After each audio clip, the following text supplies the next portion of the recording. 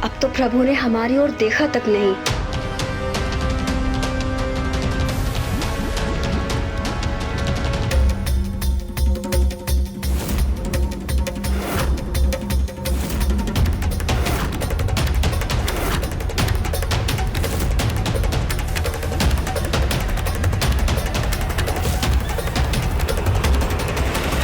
स्वामी, आप फलहार के समय बाहर कहाँ जा रहे हैं प्रभु? मुझे ऐसा आभास हुआ जैसे मुझे कोई अपनी ओर खींच रहा है अथवा मेरी ओर बढ़ रहा है। यहाँ की सुरक्षा को भेद कर प्रभु तक कौन बढ़ सकता है? हमें प्रभु के समक्ष चिंतित नहीं दिखना चाहिए, अन्यथा उन्हें हम पे संदेह हो जाएगा।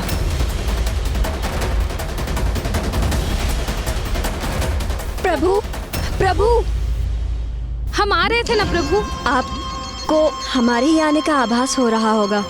वैसे भी हमारे और हमारे पुत्रों के अतिरिक्त आपका इस जगत में है ही कौन? आप व्यर्थ में ही चिंतित हो रहे हैं प्रभु। आइए प्रभु, फल ग्रहण कीजिए। चलिए।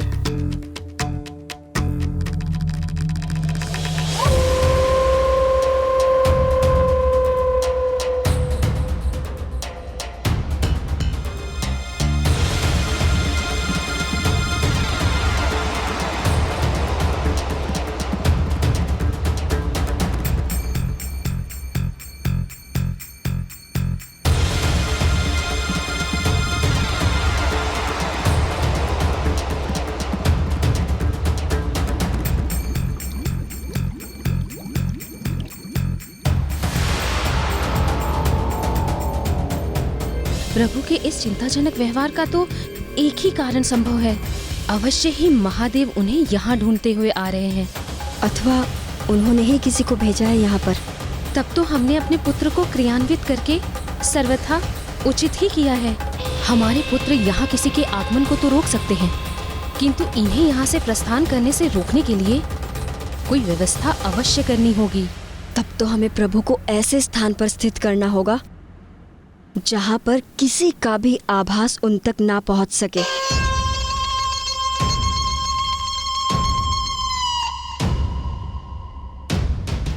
मुझे भवन के भीतर ही ऐसा एक स्थान ज्ञात है। उचित है ये। भवन के भीतर की स्थिति हम संभाल लेंगे और हमारे पुत्र यहाँ आ रहे हर व्यक्ति को रोककर बाहर की सुरक्षा सुनिश्चित करेंगे।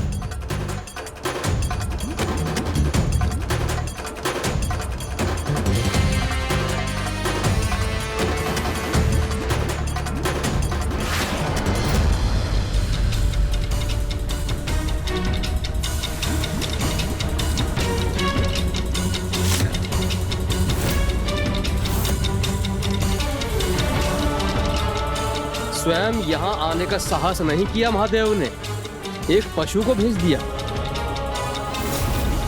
ये जो भी हो, इसे तो मेरी सेवक मीन ही पल भर में निगल जाएगी।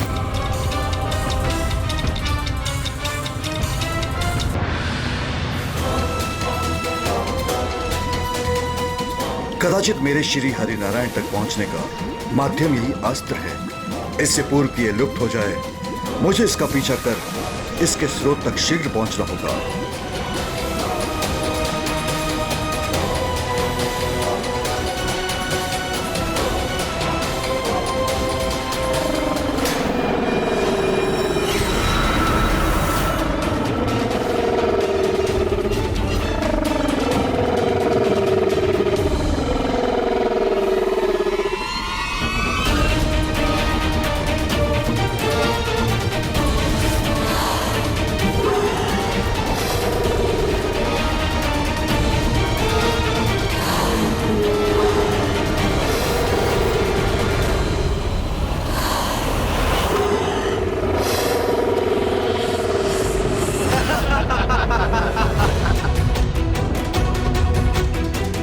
ज्ञात था मुझे कि मेरी सेवक मीन पलक झपकते ही इससे निकलकर महादेव के इस पशु का अंत कर देगी। चलिए भ्राताओं, अब हमें यहाँ स्थित रहने की कोई आवश्यकता नहीं। आओ हम चलकर अपनी माताओं को सूचित करें कि उनकी चिंता के कारण को हमने यहाँ पहुँचने से पूर्व ही मिटा दिया।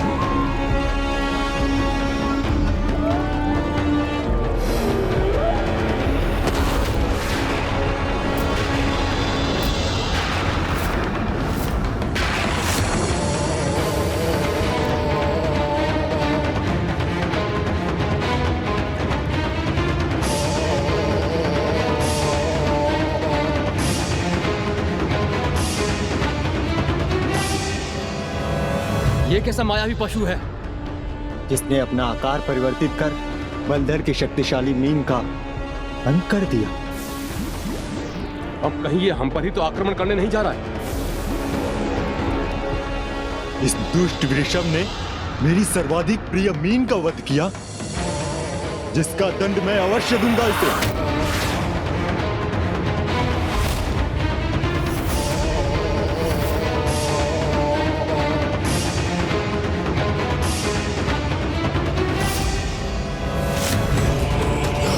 आता बलधर, जब आपका यह भाई यहीं से उसका विनाश कर सकता है तो आपको स्वयं वहां जाने की क्या आवश्यकता। मेरा विश्वास कीजिए भ्राता, अब मैं जो भी करूंगा उसे देखकर आपको अपार आनंद आएगा। मेरे शूल के प्रहार से इस वृषभ का अंत निश्चित है।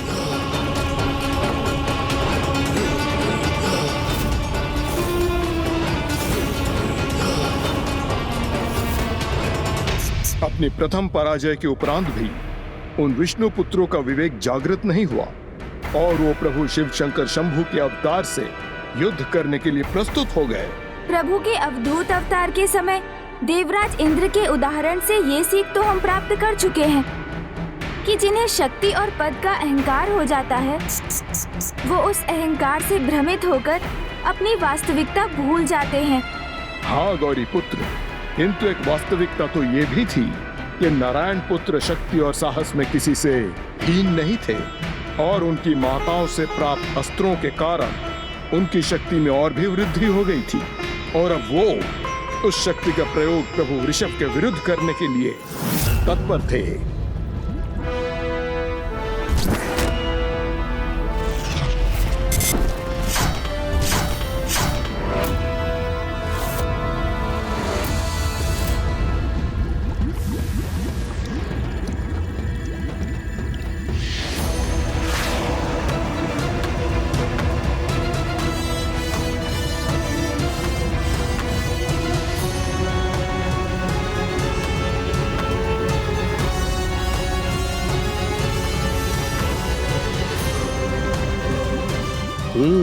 तो वहां है वो दुस्साहसी वृषभ।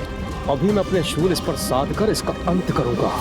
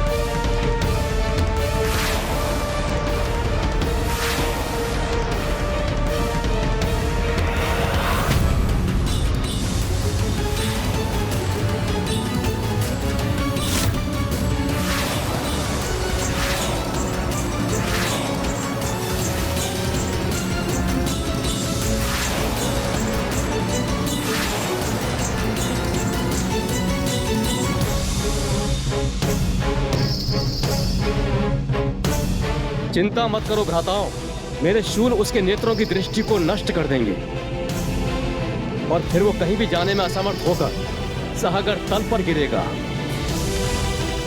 तब भ्राता बलधर, आप अपनी मीन के अंत का प्रतिशोध लेंगे।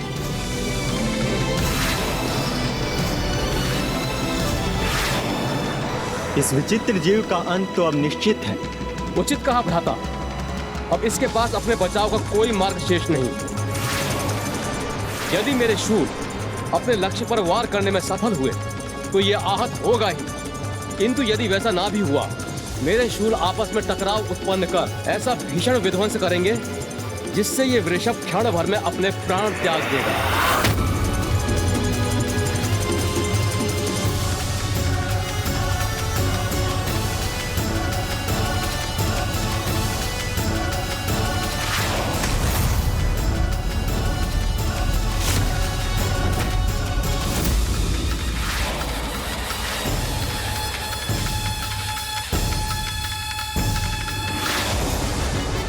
विश्वास नहीं होता, मेरे दोनों शूल की दिशा परिवर्तित कर दी इस वृषभ ने।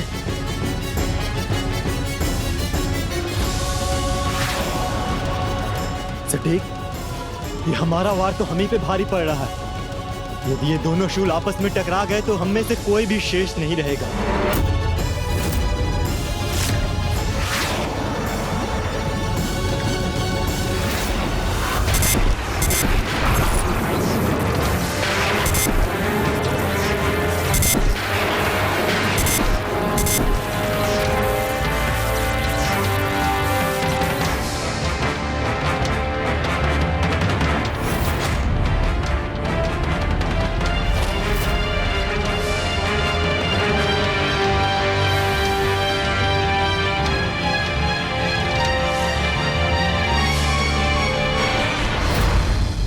तुमने तो कहा था मुझे प्रतिशोध प्राप्त होगा, आनंद आएगा, किंतु इस दृश्य से तो मैं तनिक भी आनंदित नहीं हुआ।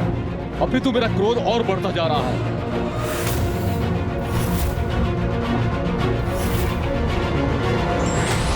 परंतु अब जो दृश्य मैं प्रस्तुत करूंगा उससे अवश्य ही आनंदित होंगे हम।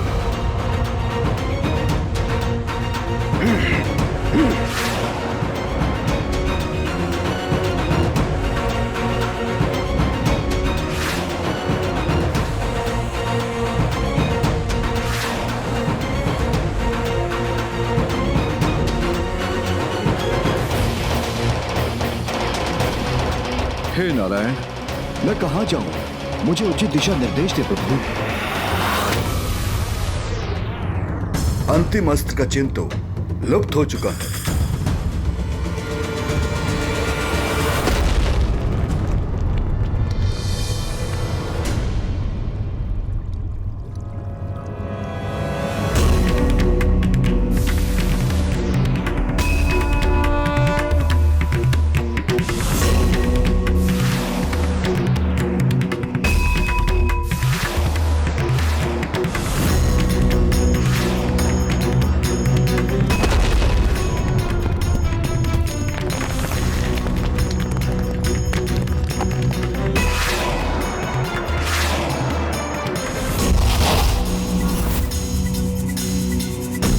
तुम्हारे शूल प्रहार से तो ये विचित्र प्राणी सुरक्षित बच गया, किंतु अब ध्वस्त होते इन पर्वत के शिलाखंडों से कैसे बचा पाएगा अपने आप को?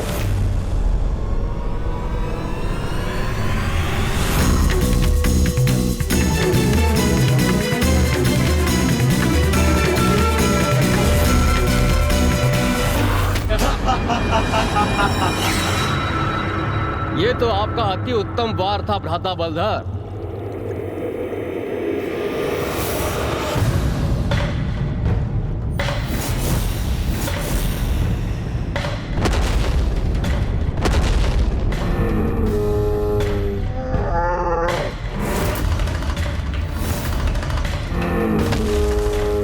ऐसी क्या शक्ति है इसमें जो बार बार हमारे वारों से सुरक्षित हो रहा है? इसकी शक्ति तो जैसी भी हो, यहाँ कदापि नहीं पहुंच पाएगा।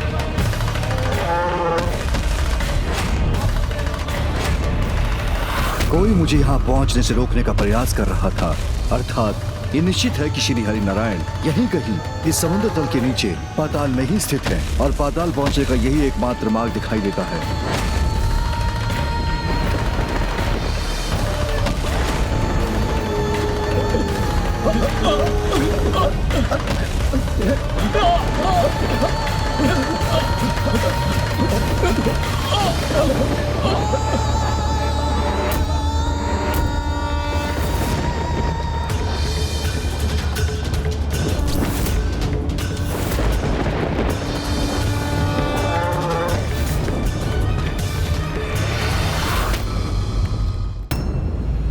संकट निकट है, इसलिए हमें जो भी करना है शीघ्र ही करना होगा। यदि ये महादेव है जिनका आगमन यहाँ हो रहा है और यदि हमारे पुत्र उन्हें रोकने में असमर्थ हो गए तो उनकी मात्र एक झलक पाकर ही प्रभु श्री हरि नारायण को सारी स्मृति लौट आएगी। श्री हरि नारायण पुनः देवी लक्ष्मी के पास लौट जाएंगे और हम ऐसा कदापि नहीं होने दे सकते।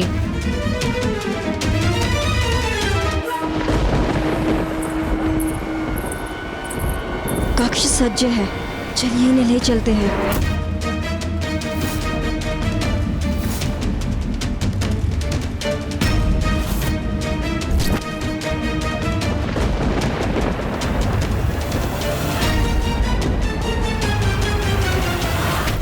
मुझे ऐसा आभास क्यों हो रहा है कि हम पर कोई आक्रमण करने का प्रयास कर रहा है?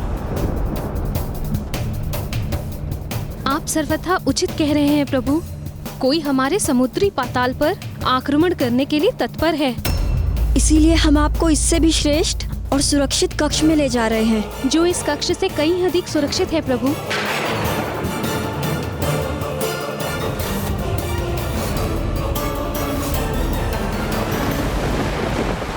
किंतु यदि कोई हम पर आक्रमण कर रहा है तो मुझे उसका सामना करना चाहिए। आपको ऐसा करने की आवश्यकता नहीं प्रभु। हाँ प्रभु, इसकी कोई आवश्यकता नहीं। आपके पराक्रमी पुत्र हमारी रक्षा के लिए तैयार हैं। क्या आपको उनकी शक्ति और साहस पर विश्वास नहीं? अभी तो आपने कहा कि हमारे पुत्र इतने पराक्रमी हैं कि वो किसी भी शक्तिशाली सेना को पराजित कर सकते हैं। मुझे अपने पुत्रों पर पूर्ण विश्वास है, इसीलिए मुझे किसी सुरक्षित कक्ष में जाने की कोई आवश्यकता नहीं।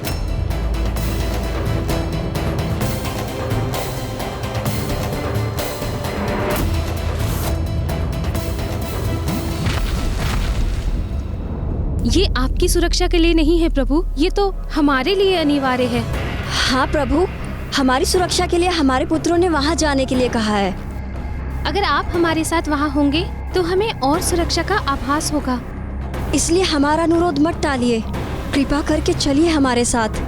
और हमें ज्ञात है प्रभु, हम पर छाए ऐसे संकट में आप हमारा साथ कदापि नहीं छोड़ेंगे। हमारी सुरक्षा ही आपका प्रथम कर्तव्य है ना?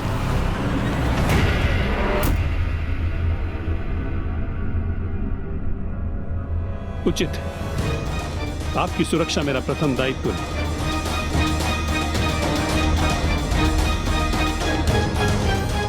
चलिए।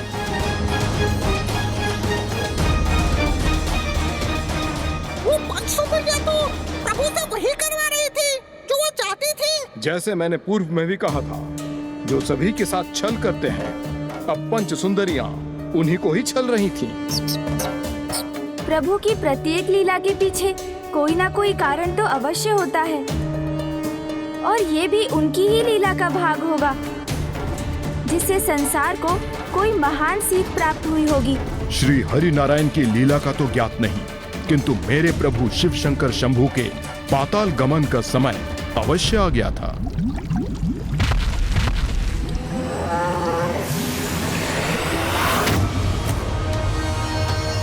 समय आ गया है, मुझे अब अपनी ध्वनि शक्ति का प्रयोग कर इसका अंत करना होगा। नहीं भ्राता, अभी नहीं, क्योंकि तुम्हारी ध्वनि से यही नहीं बल्कि हमारे आसपास सब कुछ नष्ट हो जाएगा।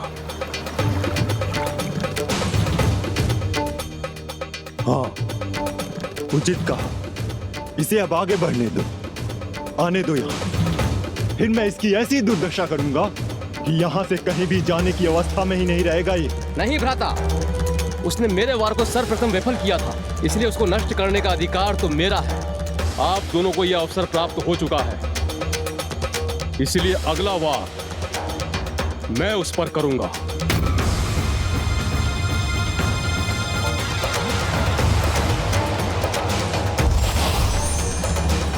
मेरे पास एक अन्य सुझाव है। हम पांचों पाताल लोक के पांचों प्रवेश द्वारों में स्थित होंगे।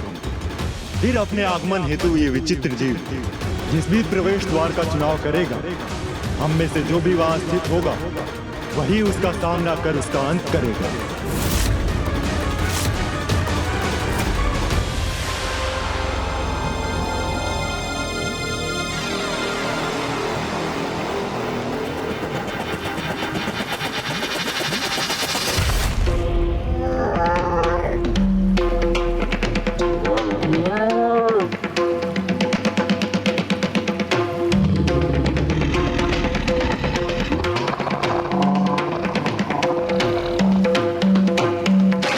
तो प्रवेश करने के ये 5 द्वार हैं।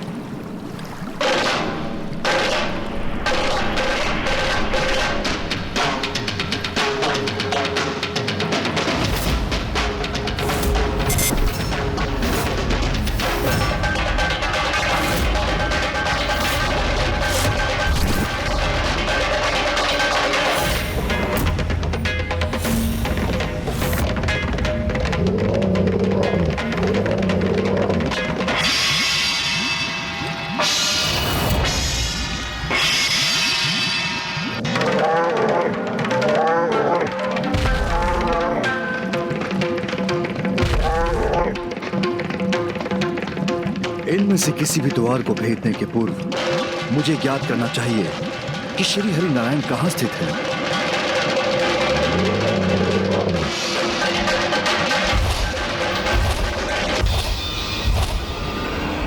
उनकी स्थिति का तो आभास हो रहा है मुझे, किंतु वो यहाँ कहाँ है? हे नारायण, आप कहाँ हैं? हे नारायण, आप कहाँ हैं? हे नारायण, आप कहाँ हैं? नारायण, आप कहाँ हैं?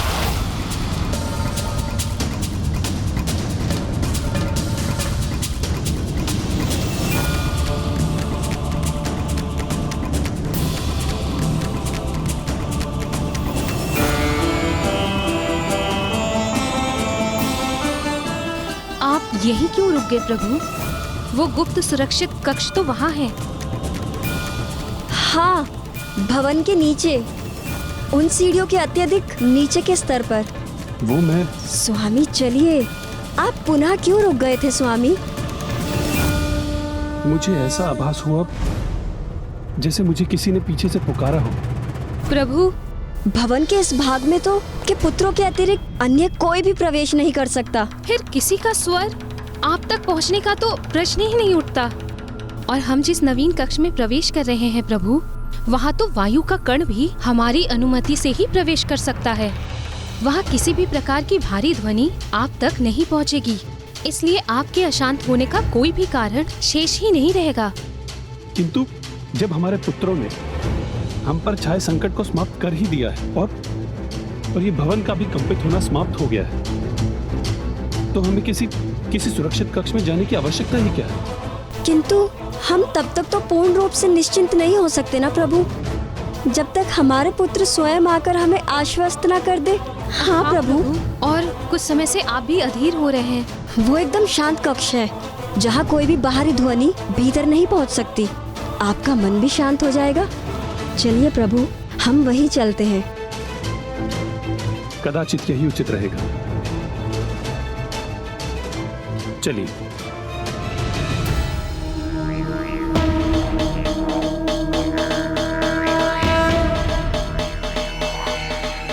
इन सीढ़ियों को पार कर बस थोड़ा सा और मार्ग तय करना शेष है। फिर एक बार हम सभी प्रकार से सुरक्षित उस कक्ष में पहुंच गए तो किसी का स्वर तो क्या, किसी के होने का आभास भी नहीं पहुंच सकेगा वहां, क्योंकि उस कक्ष की रचना ही कुछ इस प्रकार से हुई है।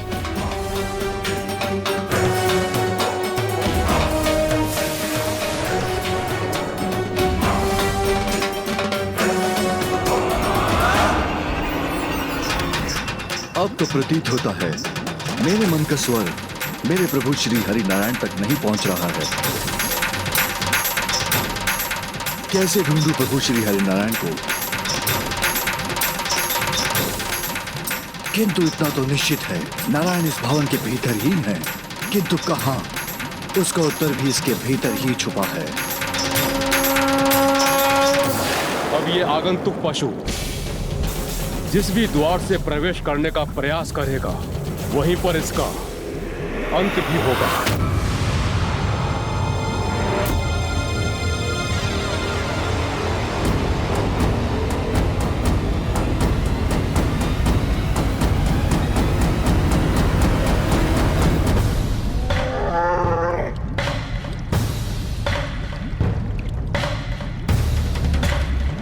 क्या करूं मैं?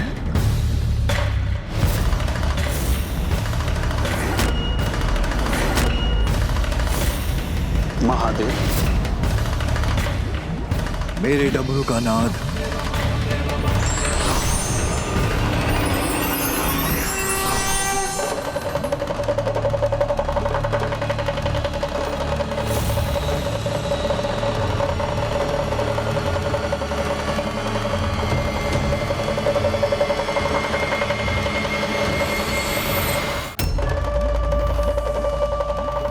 अभी विचित्र पशु क्या कर रहा है? क्या ये इस डमरू से हमारा ध्यान भटकाने का प्रयास कर रहा है? जो भी है, इस विचित्र पशु की क्रीड़ा का आशा समझने में मैं असमर्थ हूं भ्राता हूं। मेरे डमरू की ध्वनि शीघ्र श्री हरि नारायण तक पहुंचेगी और वो स्वयं उत्तर देकर मुझे संकेत देंगे कि वो कहां है।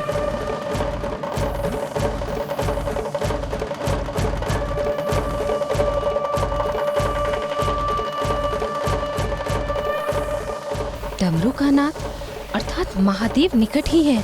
नहीं, किसी भी प्रकार से उनकी भेंट श्री हरि नारायण से नहीं होने देंगे। श्री हरि नारायण ने भी उन्हें देख लिया तो कदाचित इससे उनका स्मरण पुनः लौट सकता है।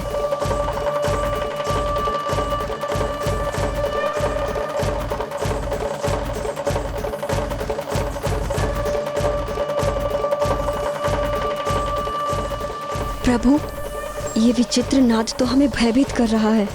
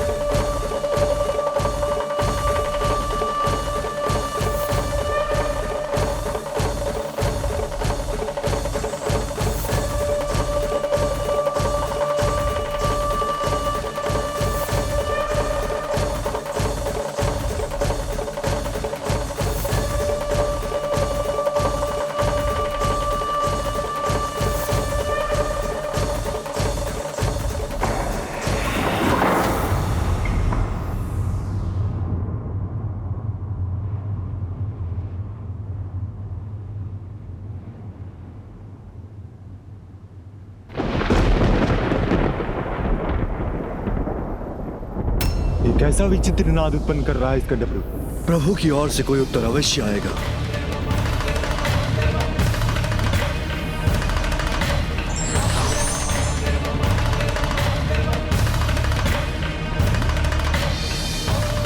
मेरे डमरू द्वारा उत्पन्न ध्वनि तरंगों को लौटने पर विवश होना पड़ा, अर्थात नारायण के श्रवण के पूर्व ही बाधित हो गया मेरे डमरू का नाद। किंतु मुझे नारायण के निकट पहुंचने से कोई नहीं रोक सकता।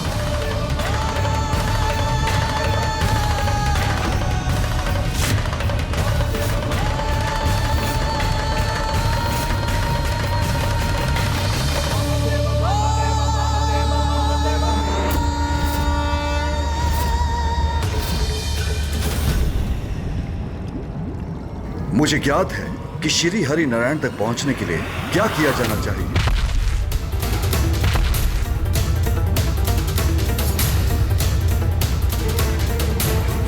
ये विचित्र पशु उत्तेजित हो रहा है, अर्थात हम सभी भ्राताओं को और अधिक सावधान हो जाना चाहिए।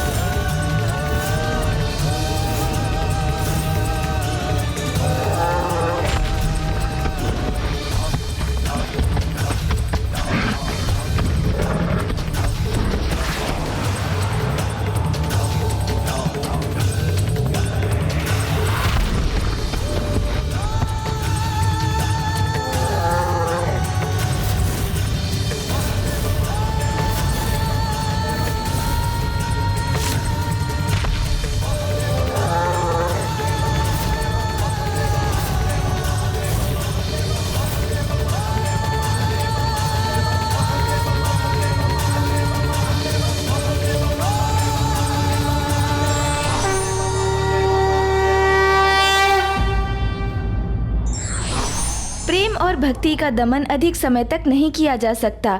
एक समय के पश्चात वो हर स्थिति में प्रकट होकर ही रहता है।